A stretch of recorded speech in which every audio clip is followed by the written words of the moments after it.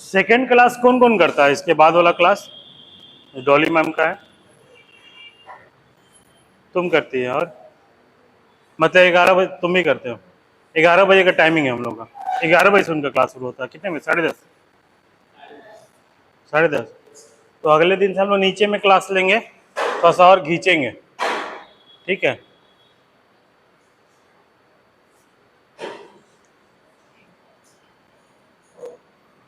देखो इसमें क्वेश्चन कैसे कैसे पहले पुट होगा। कहानी में, कहानी, उपन्यास और नाटक, इन तीनों में अंतर भी पूछ सकता है। इन तीनों में किसी से पूछ देगा कहानी उपन्यास में क्या अंतर होता है, कहानी और नाटक में क्या अंतर है, उपन्यास और नाटक में क्या अंतर है। एक पहला चीज। दूसरा चीज, इनका कालक्रम भी पूछ सकता है, जो हम लिखाए हैं कालक्रम में कैसे कैसे इसका विकास हुआ है। तो लिस्ट बता दे रहे हैं, वो लिस्ट को अच्छे से एक जगह कर देना हर साहित्यकार के हिसाब से। तीसरा, इसमें श्रेष्ठ कहानीकार या उपन्यासकार या नाटककार कौन है एंड वाई, क्यों है।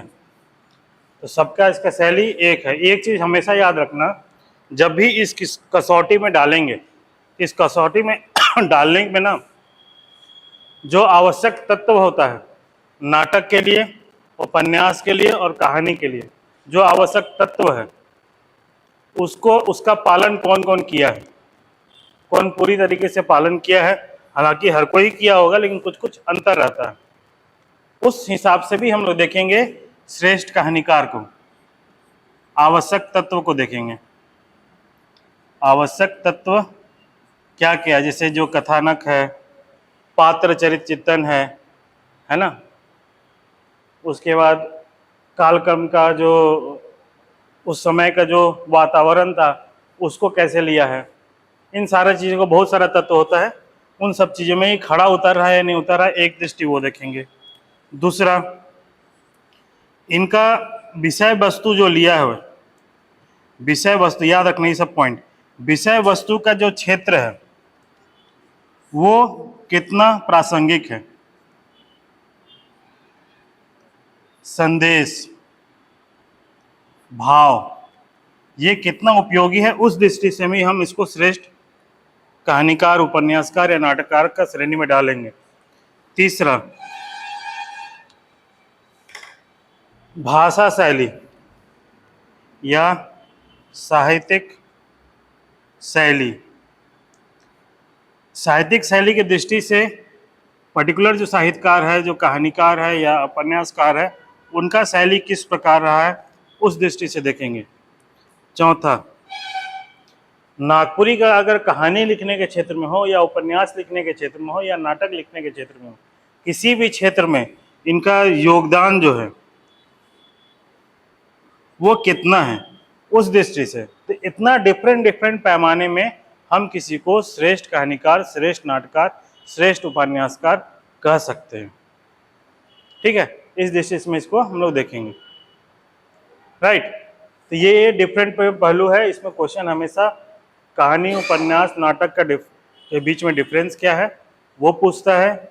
विकास क्रम में हिसाब से पूछेगा, लिस्ट पूछ सकता है कि नाटक का लिस्ट में क्या क्या है, किस प्रकार से इसका विकास हुआ है, या कहानी के रूप में किस प्रकार विकास हुआ, उपन्यास के रूप में किस प्रकार विकास हुआ है, ये।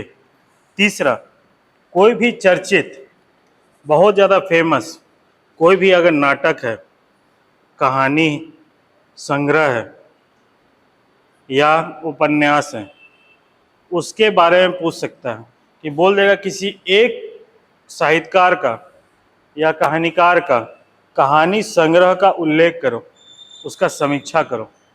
तो समीक्षा करने के लिए जब भी होगा, याद रखना ये सब में काम आएगा। समीक्षा का हमेशा जब भी हम लोग समीक्षा करेंगे तो वही आवश्यक तत्व को ये क्या कवर कर रहा है, ये देख लेंगे। क्या इसका विषय वस्तु का जो क्षेत्र व्यापक रूप में है, संदेश व्यापक हो रहा, उस तरह समीक्षा कर लेंगे।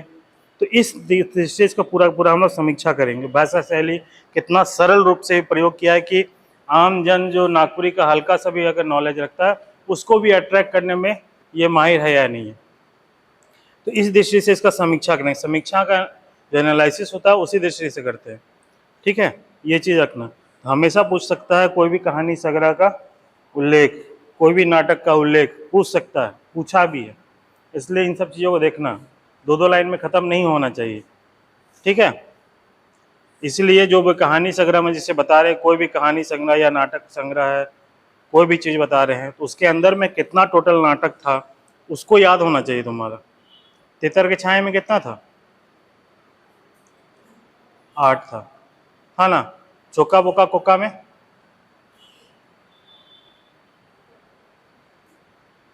इसी तरह उसका कहानी संग्रह याद होना चाहिए। पूरा अगर मान लो 8 है ना, 8 लिखने का जरूरत नहीं है। अगर तुम लिख दिया कि हाँ इसका तितर के छाए में 8 का नाटक का संग्रह संकलित है इसमें, जिसमें से 1-2 नाटक का तुम नाम लिख के फिर आदि कर देगा तो एनफ है। कोई जरूरी नहीं कि 8 है, 11 है, 13 है, सबका नाम लिखना। तुमको जो बेस्ट लगता है, जो इजी लगता है उसको याद रखो, लेकिन याद रखना। तो इस तरीके से ये सेगमेंट का जितना भी चल रहा है, कहानी, उपन्यास, कार, नाटक, हास्य व्यंग, निबंध, सब चलेगा इसी बेस पे, ठीक है। क्वेश्चन का पैटर्न ध्यान रखना। तो कहानी हम श्रेष्ठ कहानीकार या उपन्यासकार वाले में किन्हीं एक को मतलब कंक्लूड करेंगे कि ये श्रेष्ठ है तो वो ज्यादा एक्सट्रीम नहीं होगा। ऐसे दो क्वेश्चन आए तुमसे पूछेगा, तुम्हारा विचार बोलेगा कि आपके हिसाब से, आपके विचार से कौन नागपुरी भाषा साहित्य का श्रेष्ठ नाटककार है। तुम किसी को भी रख सकता है। बस इस मेरा कहने का मतलब देखो ये कोई फिक्स नहीं है। मेरा नजरिया अलग होगा, तेरा नजरिया अलग होगा, लेखक का नजरिया अलग है। तुमको बस पैमाना पकड़ना है, एनालिसिस करना है कि हम क्यों बेस्ट बोल रहे हैं। हम इसलिए बेस्ट बोल रहे हैं क्योंकि अब जैसे नाटक में था गोंजू साहब का नाटक को इसलिए बेस्ट बोला जाता है, उनका सबसे पहले ये नागपुरी भाषा के लिए लिखा हुआ है। नागपुरी भाषा किसके लिए है? ग्रामीण परिवेश का सबसे ज्यादा। तो इनका भाषा में, और लोग ना हिंदी वर्ड को जैसे कैसे लिखा हुआ था बीपी केसरी का, वो अवधि का टच भी वर्ड को यूज किया, लेकिन गंजू साहब क्या करते थे? ठेठ नागपुरी को यूज करते थे। सबसे पहला दृष्टिकोण ये हम पकड़े। दूसरा दृष्टिकोण क्या पकड़े? विषय वस्तु ये ग्रामीण परिवेश को, हर चीज को उठाते थे, ग्रामीण परिवेश का हर समस्या को। उसके साथ साथ आज का जो तत्कालिक समस्या, आज का जो सामुदायिक समस्या, उसको भी उठाते थे, इसलिए हमको वो और बेस्ट लगते हैं। इनका जो शैली है, ये जो वर्ड यूज कर रहे, ठेठ नागपुरी भी यूज कर रहे हैं, इस प्रकार से यूज कर रहे हैं भाषा का कि बहुत ही सरलता पूर्वक पाठक को समझ में आ जाए, इसलिए हम उनको बेस्ट बोल रहे हैं। तो इस तरीके से उसको बेस्ट बोलना, कोई फिक्स नहीं है, ये तुम्हारा ऊपर डिपेंड करता है तुम किसको फिक्स कर बोलोगे, किसको बेस्ट बोलोगे। ये कोई पैमाना मतलब कि कोई फिक्स नहीं है कि यही बेस्ट होंगे। बेस्ट तुम किसी को भी बोल सकते हो, बट मेरा कहने का मतलब जब भी बेस्ट करोगे तो कुछ पहलू को ध्यान रखना। यूं ही हम बेस्ट नहीं कह रहे। अगर नाटक लिख रहे हैं तो नाटक का क्या हर जो तत्व है उस रूप में समाहित किए हैं, ये देखना है। नाटक अंक में विभाजित होता है, क्या अंक में अपना जो भी है अंक में विभाजित किए हैं तो ठीक है। आवश्यक तत्व उसमें यही लिखो, जैसे आवश्यक तत्व लिखा ना, नाटक के लिए आवश्यक तत्व तो लिख लेना, नाटक के आवश्यक तत्व कथा वस्तु, कॉमा, पात्र, कॉमा, अंक, ये कॉमा करके जरूरत है। इस दृष्टि से अगर देखा, उसे पैराग्राफ चेंज करो, फिर इस दृष्टि से देखा जाए तो गोंजू साहब का जो पर्टिकुलर जो बुक वगैरह जो भी नाटक का नाम लिखोगे, फलना नाटक, फलना नाटक, फाटना नाटक, इसमें देखते हैं कि इस तरह का आवश्यक तत्व का समावेश है।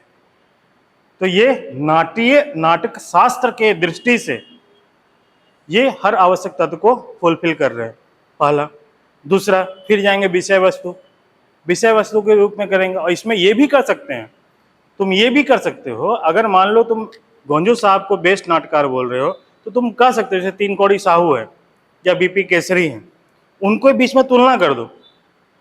अगर जो विद्वान है मतलब कि नागपुरी भाषा साहित्य के, जैसे बीपी केसरी होंगे, 3 कौड़ी साहू हो गए, या फिर प्रफुल्ल कुमार राय होंगे, किसी का भी, उनके नाटक में भी आवश्यक तत्व हैं, लेकिन विषय वस्तु के क्षेत्र में देखा जाए या भाषा शैली के क्षेत्र में देखा जाए तो वो कहीं ना कहीं नागपुरी के साथ साथ वो हिंदी के ये चीज़ को भी प्रभावित करता था उनके नाटक में, उनके शब्दों में। लेकिन जहाँ तक बात रहा, पैराग्राफ चेंज करेंगे फिर बोलेंगे, जहाँ तक बात रहा गिरधार और गोंझू का, तो वो पर्टिकुलर इसी में फोकस रहते थे जो कहीं ना कहीं नागपुरी भाषा साहित्य के लिए सबसे बेस्ट होगा। ये कर दिया हम, उसको जस्टिफाई करना, जो तुम लॉजिक दे रहे हो उसको जस्टिफाई करना, वाई, क्यों ये तुम बोल रहे हो, ठीक है, ये चीज़ देखना। अब जैसे कल क्या क्या था, कल स्टेटमेंट भी लिखाए थे कि बहुत सारे जो नाटककार हैं वो उसका विषय वस्तु भी वही है, आज का सामाजिक समस्या भी है, लेकिन गोंझू साहब का विषय वस्तु इस प्रकार से उसको चित्रित किए हैं कि वो जीवंत जैसा मस्त फील होता था।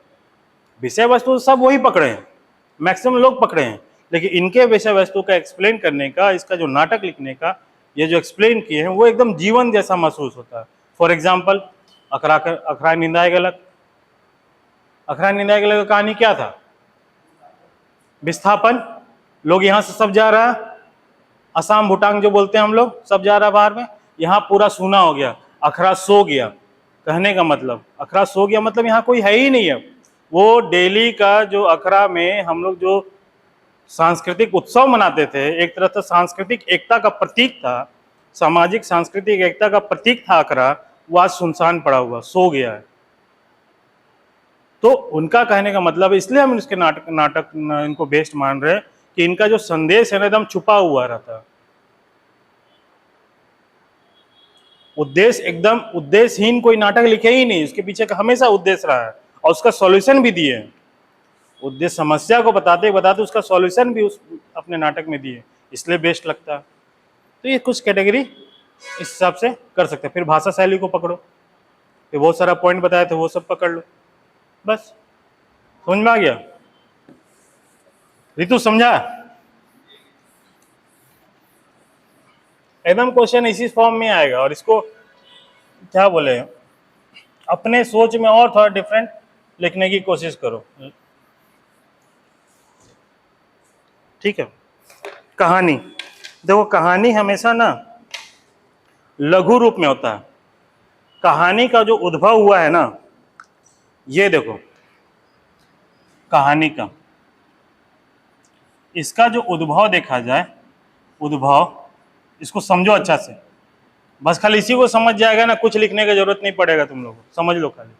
इसका जो उद्भव हुआ है लोक कथा से हुआ है।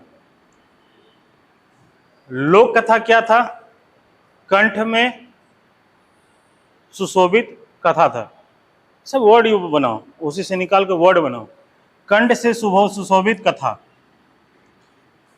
कंठ में सुशोभित कथा।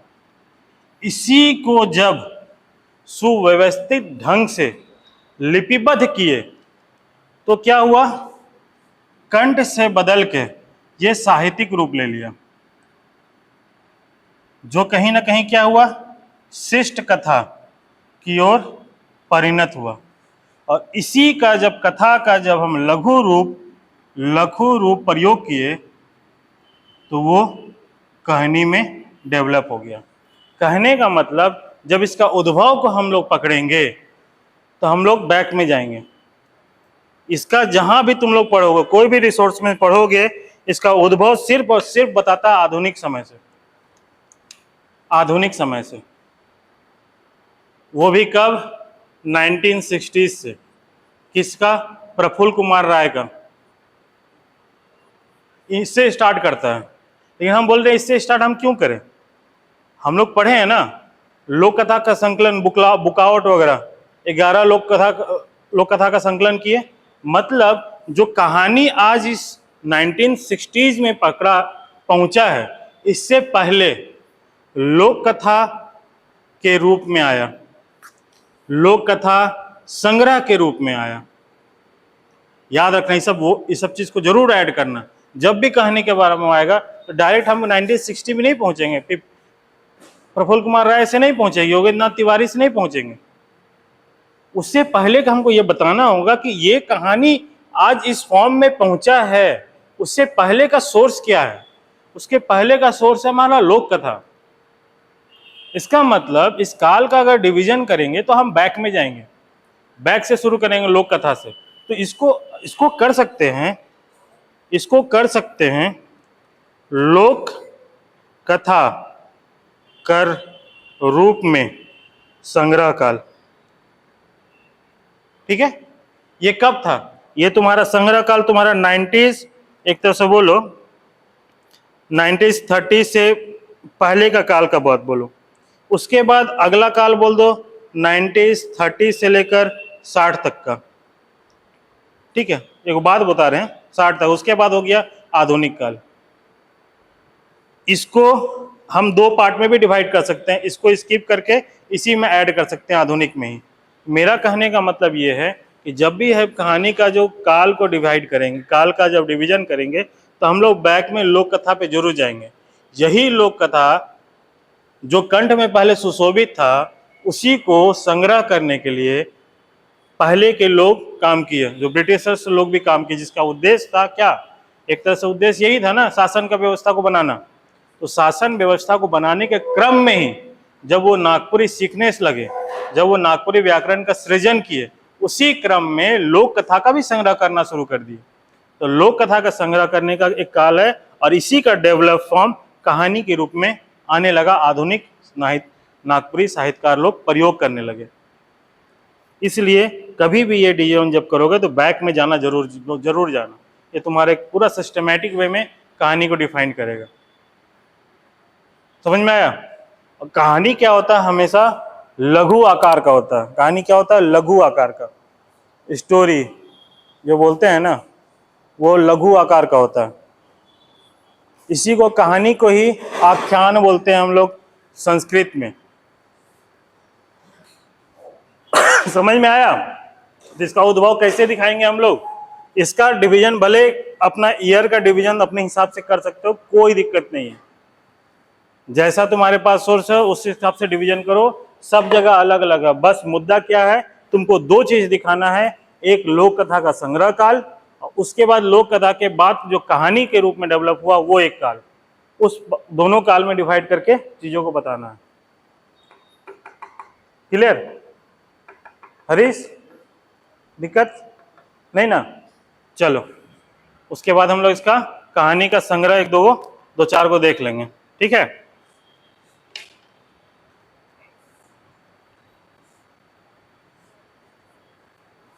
चलो लिखो। एकदम थीम को समझो, थीम को एकदम दिमाग में बैठा देना। कुछ फैक्चुअल चीज रखना। ऐसा नहीं है कि हम जितना लिस्ट बता रहे हैं सबको एकदम रटन तोता जैसा रट जाना, आराम जाता नहीं। उसका कुछ पहलू भी पढ़ोगे ना, काफी है। अगर मान लो कि तुमको मन कर रहा है कि नहीं हम इस काल को नहीं करेंगे, अपना लेखन शैली इस तरह डेवलप कर लेंगे कि हम इस काल को नहीं दिखाएंगे, सपोज दैट, तो इस काल के लिए हम एक पैराग्राफ का यूज कर देंगे, जहां पे कॉमा कॉमा कॉमा करते हुए यूज कर लेंगे। फिर आगे एक्सप्लेन कर देंगे उस काल को डिवाइड कर दो पार्ट में। एगो 90s 30s से 60s का पीरियड में, 60 के बाद का पीरियड में। बहुत कोई जब हो जाए किताब में क्या करता, 60 से 80 किया, फिर 80 से 2000 किया, फिर 2000 के बाद किया, फालतू का, कोई मतलब नहीं है। तो मेन जो काल का जहां सोर्स का डिवीजन हो रहा वही करो ना, जो बैरियर जहां से चेंज हो रहा है वही डिवीजन करो ना, कोई जरूरत नहीं है बाकी डिवीजन करने का। ठीक है, समझ में आया? चलो नेक्स्ट लिखो तो कहानी।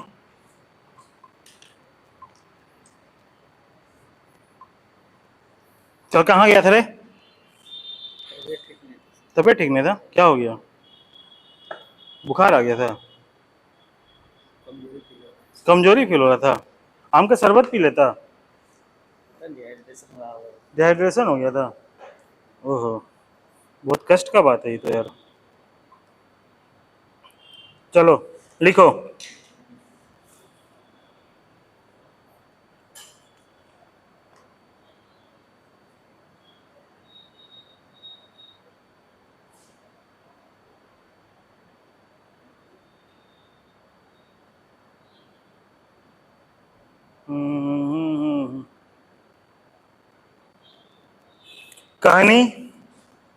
कहानी साहित्य का जन्म,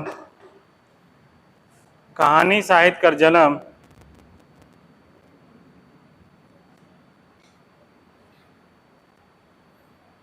लोक कथा से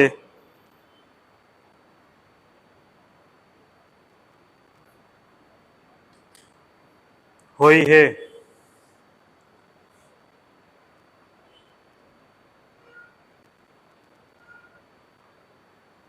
लोक कथा में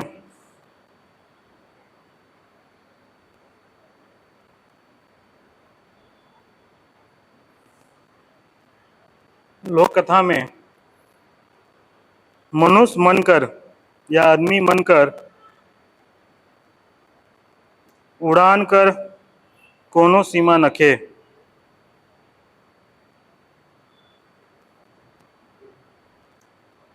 लोक कथा में मनुष्य कर उड़ान कर कोनो सीमा नखे। जहां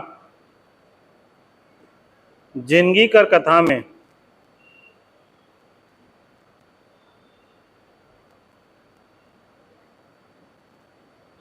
जिंदगी का कथा में विभिन्न बात कौमा घटना अद्भुत वर्णन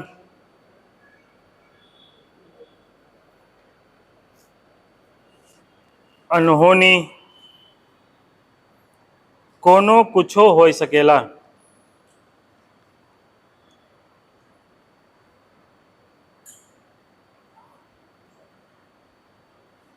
मुदा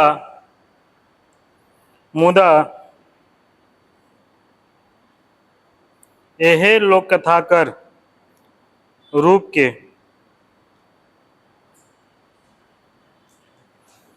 लोक कथा कर रूप के मानव जीवन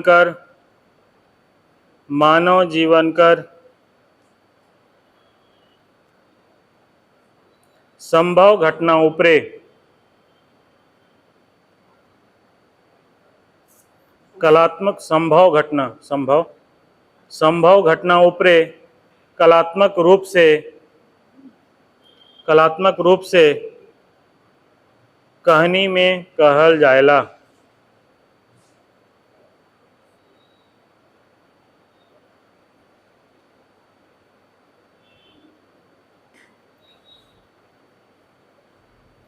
पैराग्राफ चेंज। लोक मुख में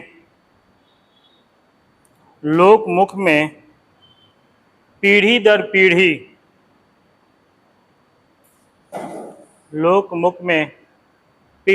पीढ़ी चलेक वाला लोक कथा मन के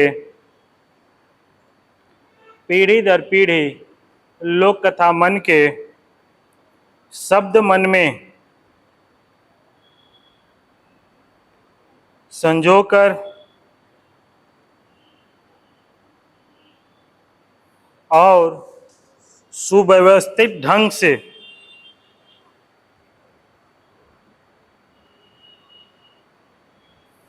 लिपिबद्ध और संकलित करे कर प्रक्रिया ही कहानी है के।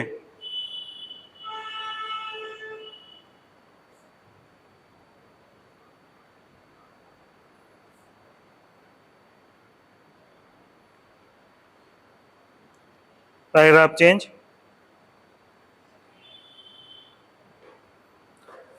कहानी कर नागपुरी भाषा साहित्य में कहानी कर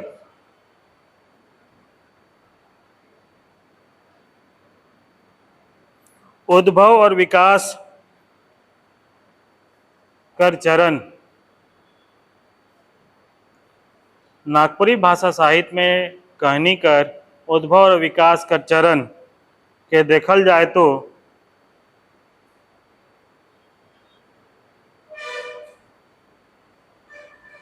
इके मोटे तौर पे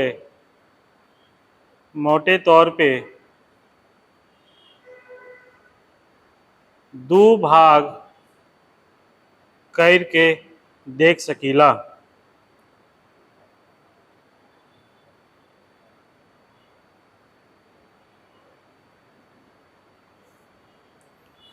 पहला, इसको यहाँ पे ऐसे बना लो,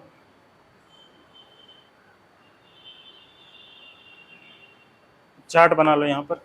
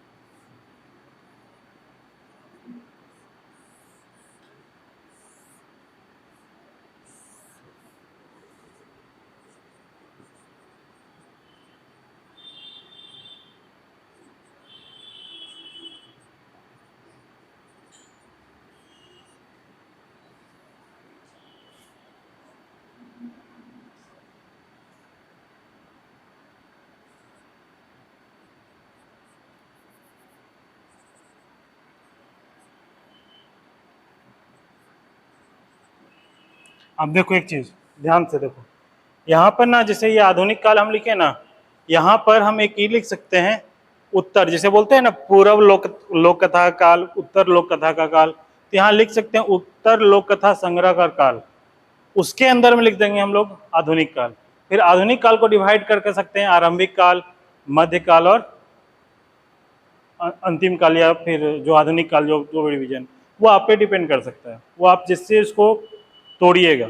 इसको कह सकते हैं हम लोग ये कहाँ तक 1937 तक, ठीक है, इसी रूप में दिया हुआ है। और ये क्या है, post 1937 to till present.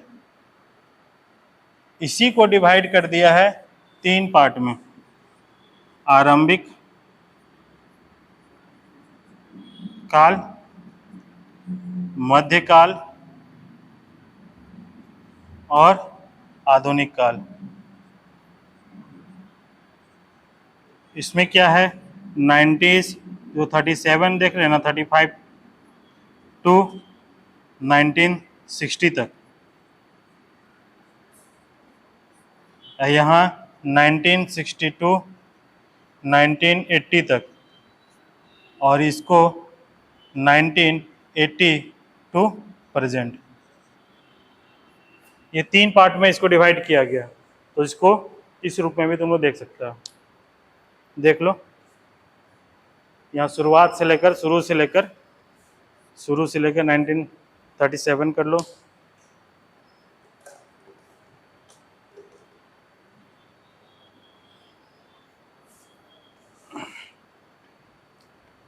Pen ही हल्का चल रहा है, मार्कर।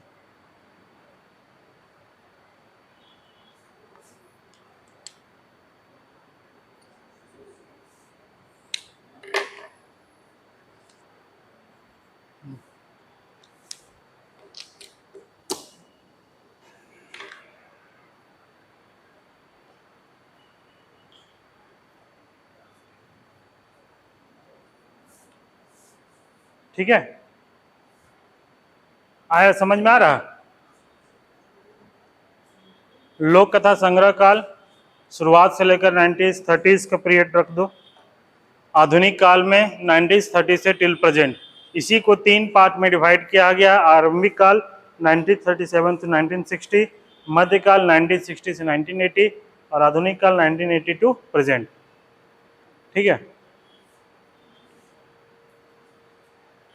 लिखो लोक कथा संग्रह काल, लोक कथा संग्रह काल।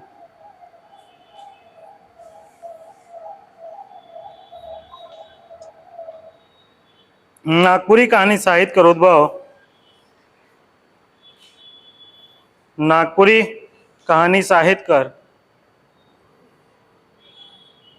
उद्भव लोक कथा कर संग्रह करेक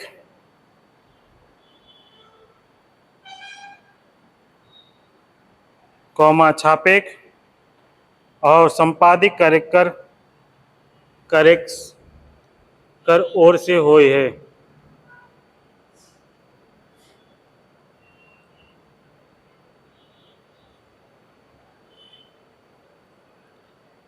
जेकर में हमरे के निम्नलिखित लोक कथा संग्रह भेटायला।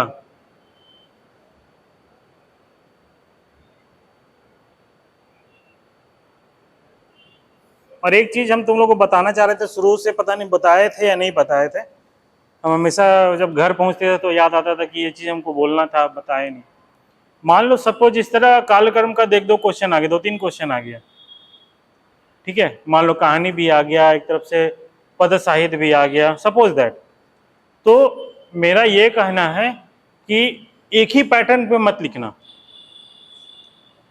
ये ध्यान रखना, एक पैटर्न पे मत पकड़ना। चीजें आगे कंटेंट एक ही रहेगा, लेकिन शुरुआत है ना उसको घुमा देना, ये ध्यान रखना बस। आगे का पैटर्न, आगे के अंदर का कंटेंट वही रहेगा, लेकिन स्टार्ट जो करोगे ना वो घुमा देना, ठीक है। ये चीज को ध्यान रखना। चलो लिखो। पहला वही सब पुराना घिसा पीटा है।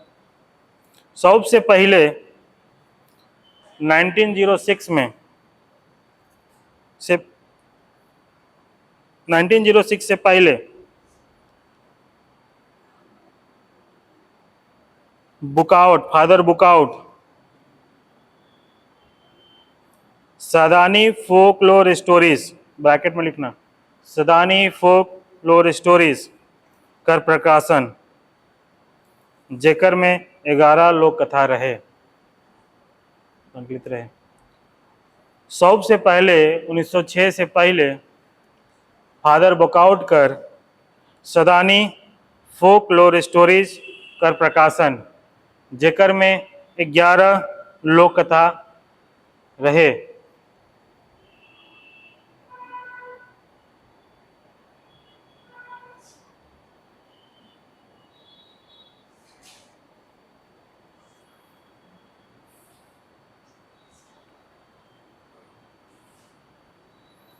Father Peter, second, father Peter Naurangi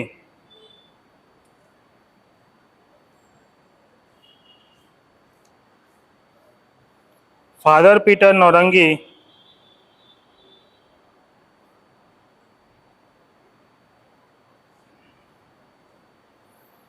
इसमें ये लोक कथा काल में ना ईयर मत देना यार, बहुत कंफ्यूजन क्रिएट होगा। ईयर हमको भी बहुत कंफ्यूजन क्रिएट लगता है इसमें ईयर का। लोक कथा संग्रह काल ही का काल को पीरियड ही रख लेना। इसमें बहुत अभी भी लोक कथा संग्रह संग्रह होता है, लोक कथा का संग्रह अभी भी होता है। तो इसको पर्टिकुलरली फिक्स टाइम में डिनोट करना हमको फिजिबल नहीं लग रहा। इसको वही 2 पार्ट में डिवाइड कर दो, लोक कथा काल, संग्रह का काल और एक आधुनिक काल। उसमें क्या है कि ये कंटिन्यूअसली चल रहा है, ठीक, उसमें समय सीमा में बांधना सही नहीं है। उसी से एग्जामिनर समझ जाएगा कि तुम्हारा भाव क्या है लिखने का, ठीक है। नेक्स्ट लिखो, पीटर शांति नौरंगी कर ए सदानी रीडर। क्या किसी तरह कंफ्यूजन क्रिएट नहीं करना अपने कॉपी में, मध्यम मार्गी चलो। ए सदानी रीडर में 10 गो नागपुरी लोक कथा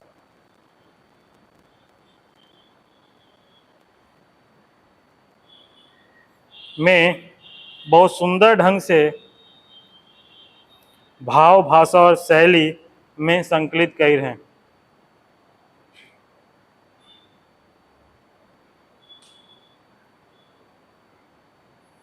पैराग्राफ चेंज, इसी में, इन्हीं का में पैराग्राफ चेंज। बहुत सुंदर से कर भाव, भाषा और शैली में संकलित कई हैं। Paragraph change. नौरंगी कर दोसर लोक कथा संग्रह नगपुरिया सदानी साहित्य आलक, जेकर में 8 गो लोक कथा संकलित रहे। जेकर में 8 गो लोक कथा संकलित रहे।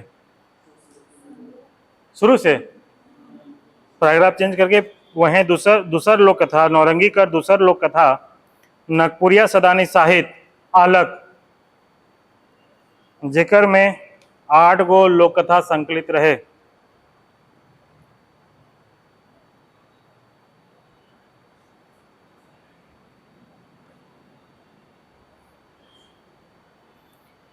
नेक्स्ट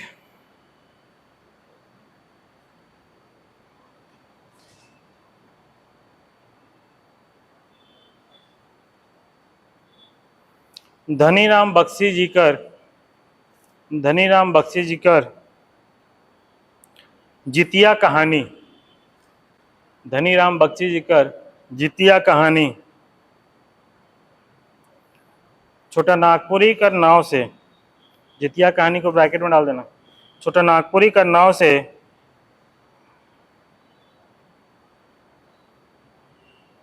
हितैषी कार्यालय प्रेस चाईबासा से छपलक।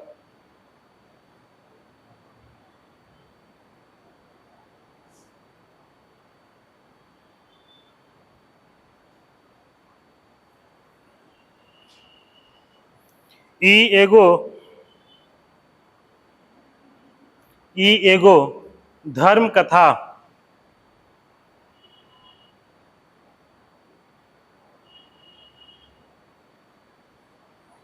रहे।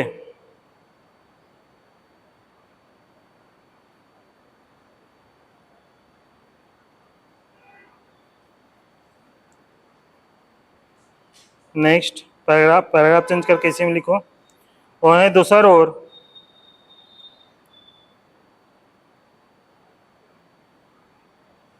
धनीराम बख्शी हितैषी कार्यालय प्रेस से एगो दूसर, वहीं दूसर ओर धनीराम बख्शी हितैषी कार्यालय प्रेस से एगो दूसर लोक कथा संग्रह।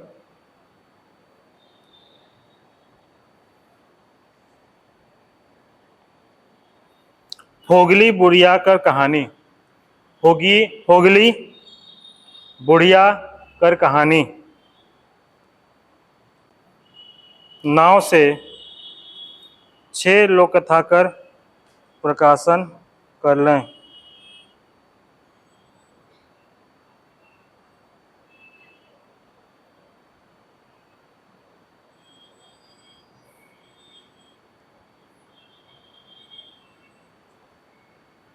नेक्स्ट डॉक्टर गिरधारी राम गोंझू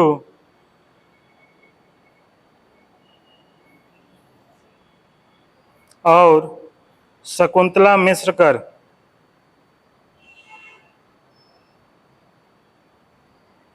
नागपुरी लोक कथा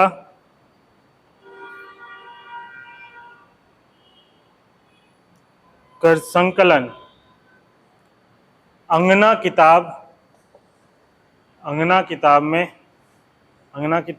में आलक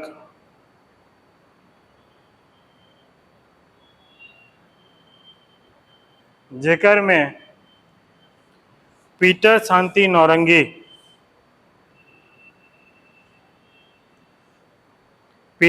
नौरंगी कर संकलित करल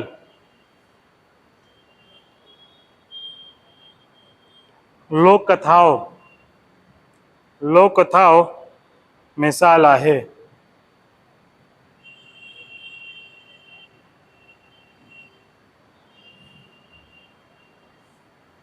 पैराग्राफ चेंज। ई लखे हमरे देखिला कि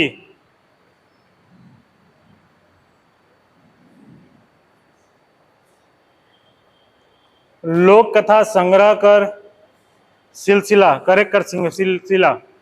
लोक कथा संग्रह करे कर सिलसिला दशकों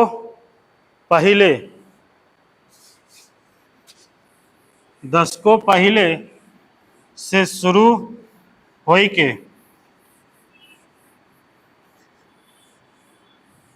आज वर्तमान समय तक, आज वर्तमान समय तक चलते आवत है।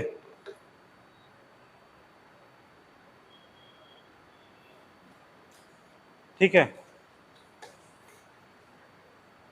नेक्स्ट लिखो इसका अगला काल, आधुनिक काल।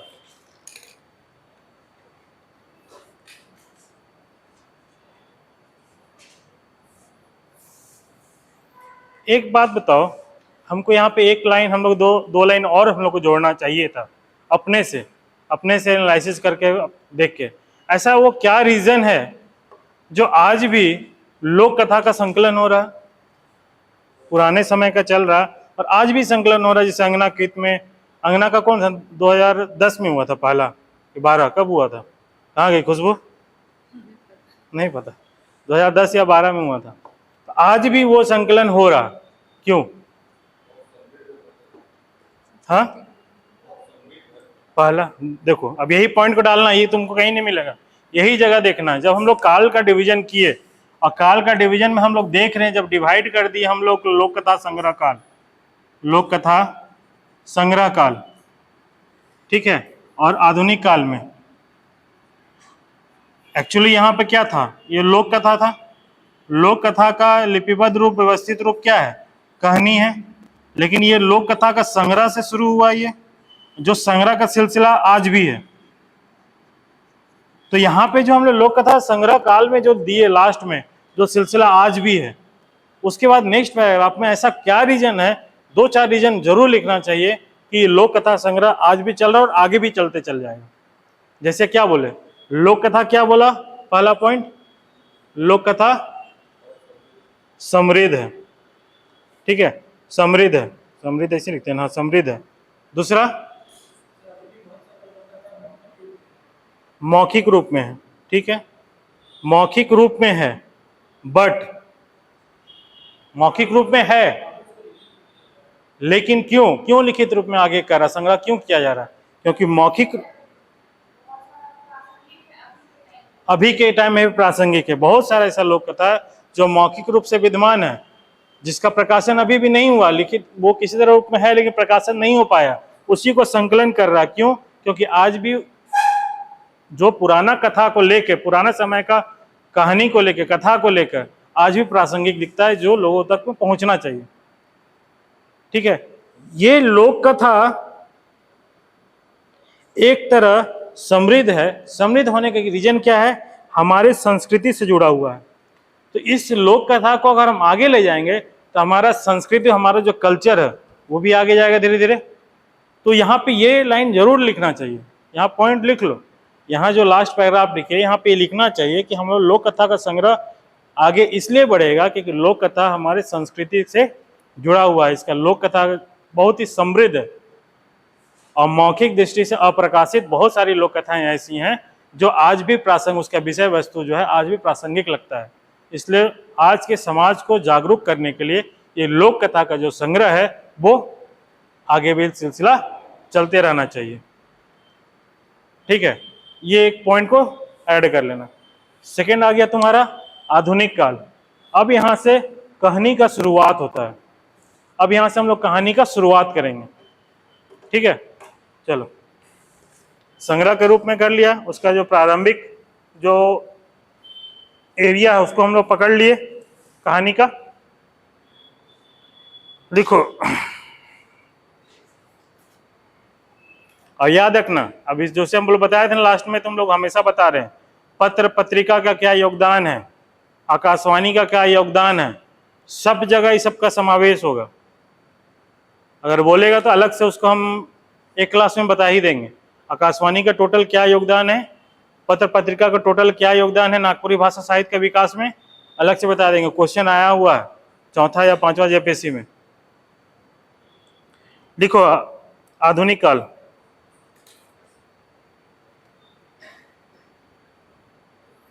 आधुनिक काल नागपुरी भाषा साहित्य कर कहानी कर विकास कर क्रम में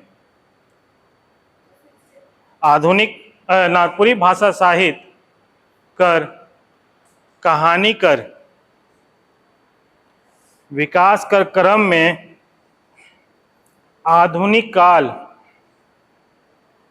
प्रमुख स्थान राखेला।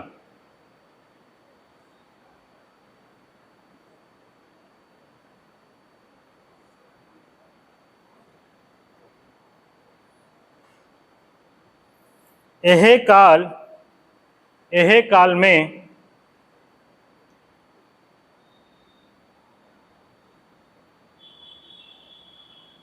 ऐसन अनेक यह काल में ऐसन अनेक पत्र पत्रिका निकलक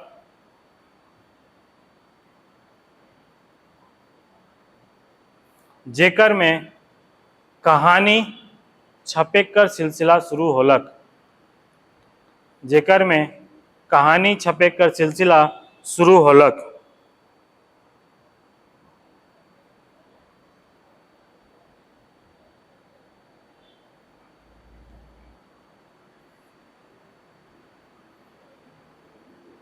कहानी कर सिलसिला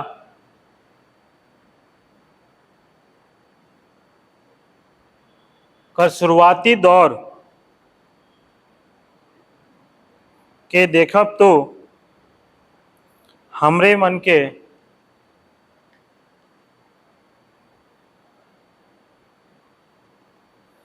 निम्नलिखित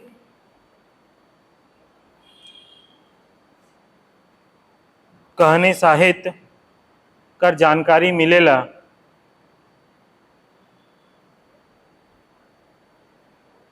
जे आइजो तक चलते आवत है।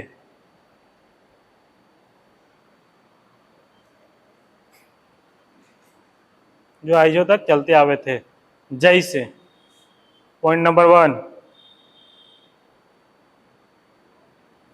नागपुरी कहानी साहित्य का आरंभ। नागपुरी कहानी साहित्य का आरंभ 1939 कर झारखंड पत्रिका, झारखंड को सिर्फ करना ब्रैकेट में, झारखंड पत्रिका से शुरू होलक।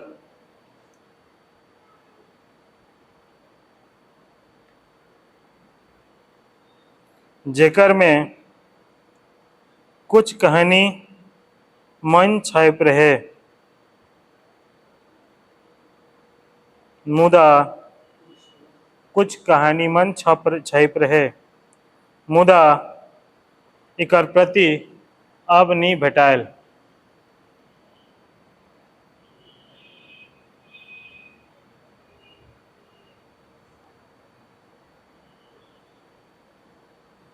पैराग्राफ चेंज इसी में। यह क्रम में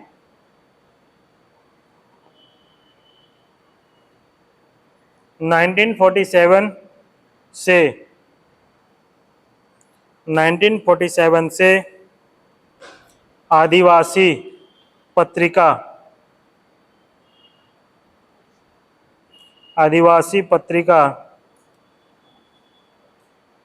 राधा कृष्ण कर संपादन में शुरू होलक। राधा कृष्ण कर संपादन में शुरू होलक 1947 में से आदिवासी पत्रिका राधा कृष्ण कर संपादन से शुरू होलक। इकरो में नागपुरी कहानी छपेक और होलक।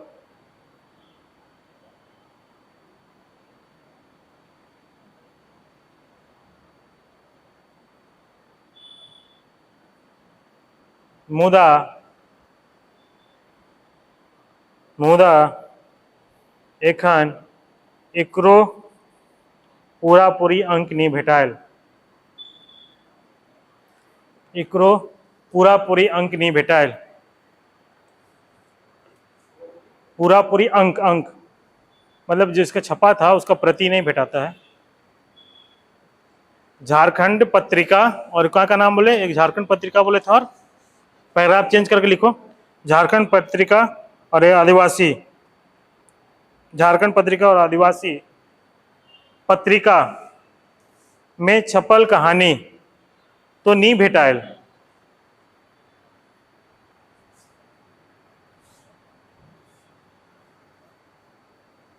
लेकिन ई कहनी कर जन्म देख ले। ये कहानी कर, नागपुरी कहानी कर जन्म देख ले, नागपुरी साहित्यकार मन के, नागपुरी साहित्यकार मन के एक एगो चिंगारी दे देलक।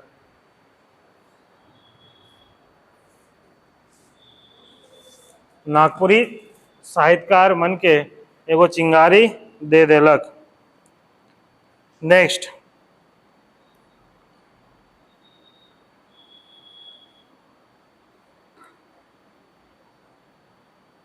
नाइनटीन 1961 में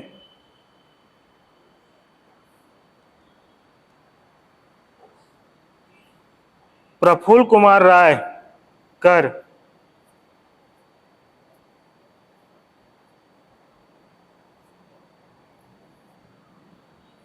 बिन बातक बात, बिन बातक बात, बिन बातक बात, बिना बात का बात, वही बिन बातक बात, ब्रैकेट क्लोज, कॉमा, अवसरे नी मिले बुझू,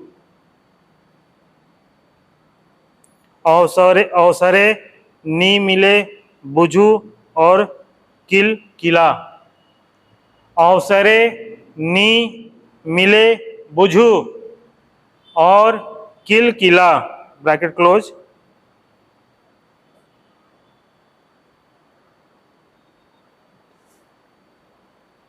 आदि नागपुरी पत्रिका कर अंक में छपलक।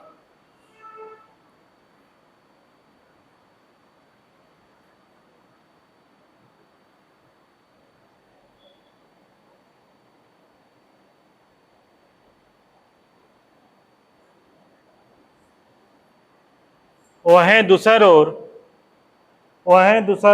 ब्रैकेट क्लोज, पैराग्राफ चेंज करके, वह दूसर ओर 1964 में योगेंद्र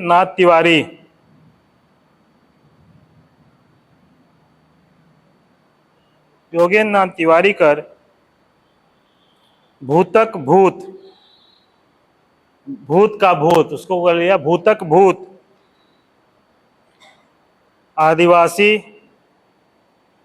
पत्रिका कर अंक में आलक, जे अंधविश्वास कर पृष्ठभूमि में लिखल आहे।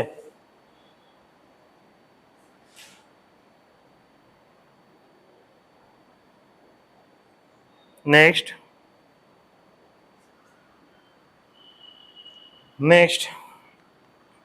1964 कर ही आदिवासी पत्रिका कर अंक में 1964 कर ही आदिवासी पत्रिका कर अंक में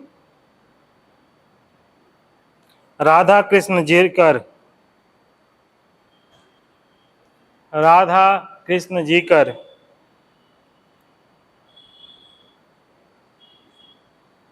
डाइन कर पैरी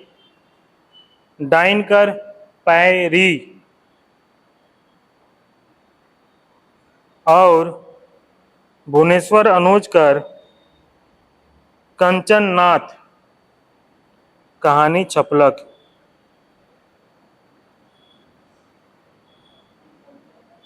कंचन नाथ कहानी छपलक।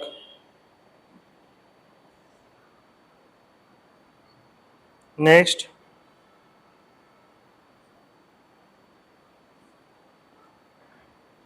ठीक है। अब तक देखा, एक चीज गौर किया तुम लोग, शुरुआती दौर से अभी देखो, ये आपको खुद का तुम लोग देखने का नजरिया है। हम कहानी का अब तक क्या जा रहा था, अब देखो, अब तक हम आधुनिक काल, इसे पकड़ो, अब तक आधुनिक काल में भी हम तुमको क्या बताएं, पत्र पत्रिका, यही था। आदिवासी हो गया, झारखंडी हो गया, ये सब पत्र पत्रिका जो है उसी में संकलन हो रहा है, एक एक कहानी मौलिक कहानी के रूप में आ रहा है। अभी तक से किताब नहीं आया है, अब किताब को एंट्री करेंगे। मतलब ये सिलसिला अभी भी है, ऐसा नहीं है। अभी भी जो पजरा आता है, आगे हम लोग लिखाएंगे, पजरा के अंक में कहानी का संग्रह हो रहा, कहानी आ रहा डिफरेंट डिफरेंट कहानीकार का। तो एक तरह देख रहे हैं जो आधुनिक काल में जो कहानी का जो विकास हो रहा है, उसमें से एक पहलू के रूप में क्या है, पत्र पत्रिका। पत्र पत्रिका में कहानी को हम लोग छाप रहे हैं, ठीक है। दूसरा पहलू आएगा किताब, व्यक्तिगत किताब, है ना, जिसमें किताब आएगा। उसी में आएगा कहानी संग्रह। बहुत सारा कहानी संग्रह का एक किताब रहेगा, जिसमें से कोई एक ही राइटर का ना, डिफरेंट डिफरेंट राइटर का भी उसको समावेश हम लोग करेंगे कहानी को, ठीक है, इस तरह से।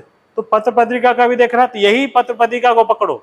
देखा पत्र पत्रिका में जब बोलेगा इसका योगदान क्या है, तो ये कह सकते हैं ना, कहानी का, नागपुरी भाषा का कहानी का, साहित्य का कहानी का जन्म देने में पत्र पत्रिका का बहुत बड़ा योगदान है।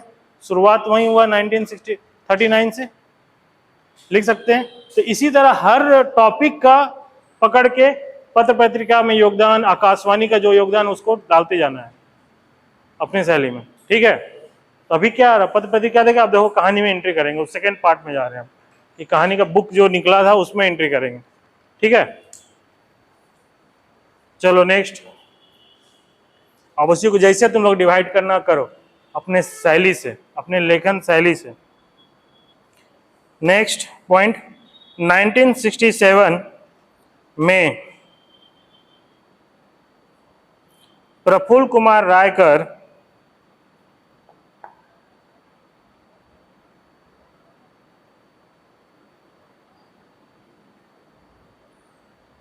किताब, सोनझैर किताब अलग, सोनझैर की बहुत फेमस है, सोनझैर किताब अलग, जेकर में 6 गो मौलिक कहानी, जेकर में 6 गो मौलिक कहानी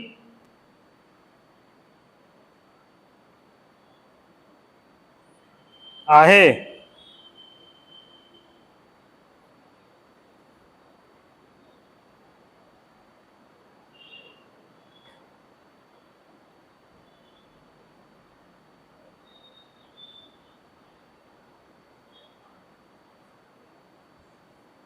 इकर कहानी में सोनझैर, कौमा, पंच,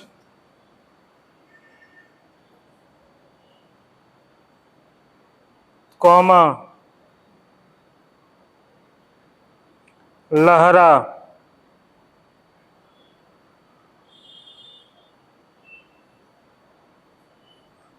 कौमा, सावित्री, कौमा, अवसरे न मिले बुझू, किला और किलकिला, जो पहले पत्रिका में छप गया था। तो अभी किताब में, इस किताब के फॉर्म में इसको संकलन करके छापे हैं प्रफुल्ल कुमार राय अपना।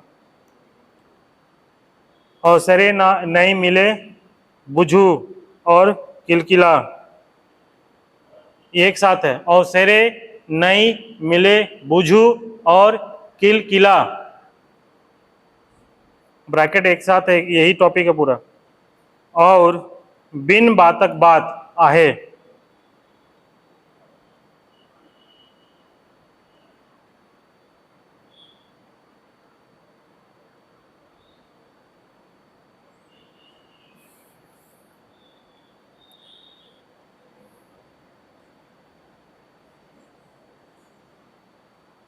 नेक्स्ट